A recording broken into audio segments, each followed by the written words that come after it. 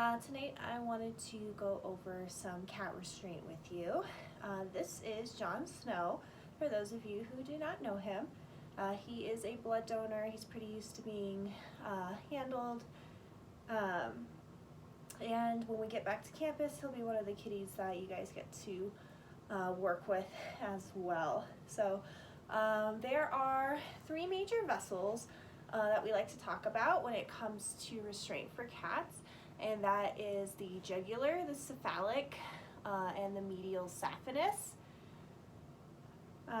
There is traditional methods, and then there is also fear-free methods in which we can hold a kitty cat. So we're going to go ahead and get started.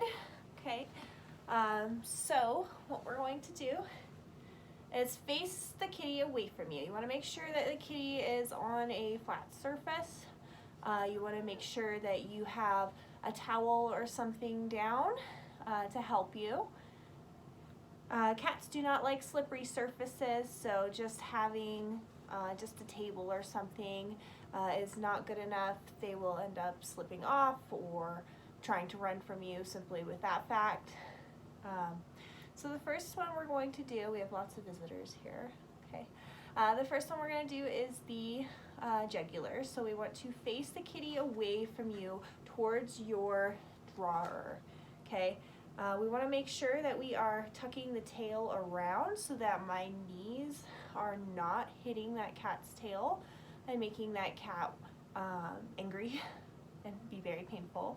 Okay. You want to make like a diamond with your hand. You're going to come under the chin, thumbs behind the ears. Okay, you're going to use your arms against each side of the body and lift the head.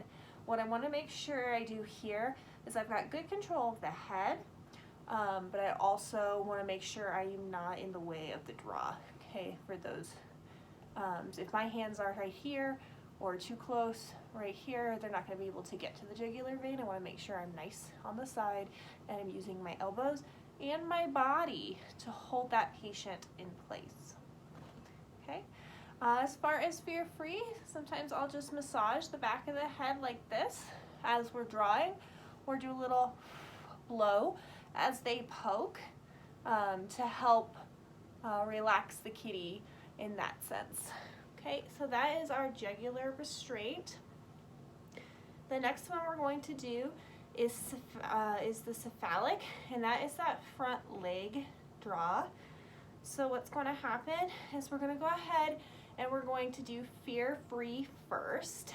Okay, I'm going to take my hand, I'm going to go under the chin. I'm going to have essentially fingers on each side of his cheekbones, and that's holding, that's giving me control of that patient's head. Okay, I'm going to come around.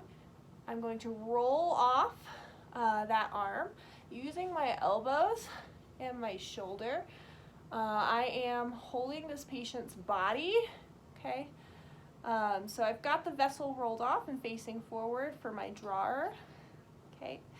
I've had his head in control so he's not biting me or the person drawing, okay? And then I've got his body in control so he can't go sideways either way or backwards. Okay, so that is our fear-free method. Okay, as far as traditional styles, okay, a lot of times with the traditional ones, they're going to do a scruff. And if you're going to do a scruff, make sure you're doing it correctly. Essentially what you're doing is you're making their eyes squint when you do it.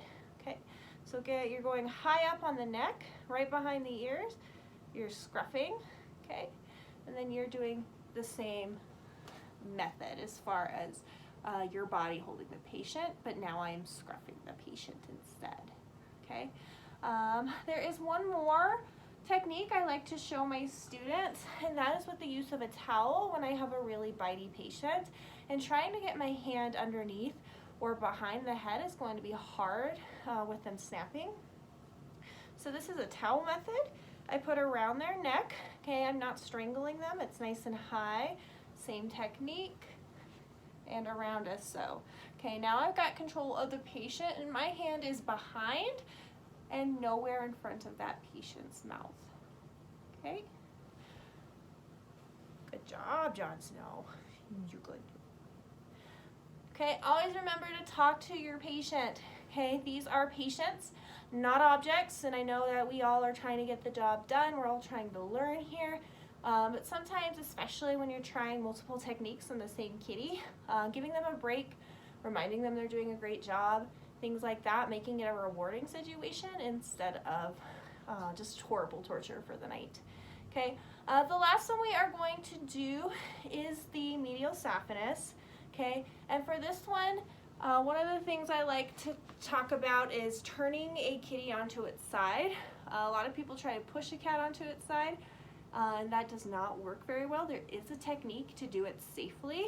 Okay, so when you have your kitty, all right, what you want to do is you want to put your hand behind the head.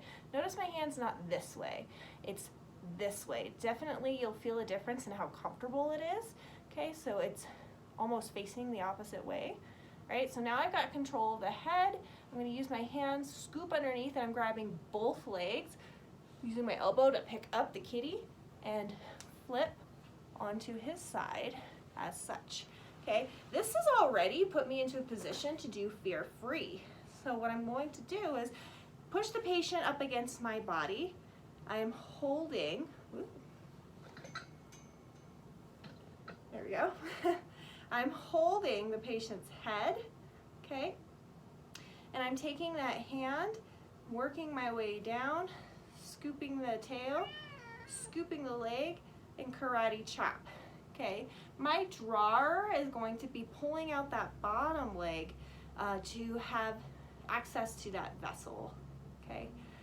Doing a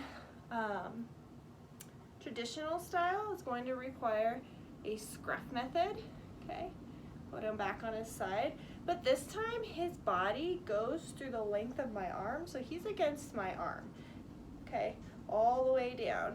I'm going to still scoop the tail, scoop the leg, and karate chop. Okay, so that's still going to be my method for that. We have a visitor. Okay, this is Ash. She's also one of the cats you guys will get to work with as well. Okay, sometimes I'll do a little bit of a distraction technique by shaking his head or something like that. The Ash is very concerned about Jon Snow. They're not used to this going on at home.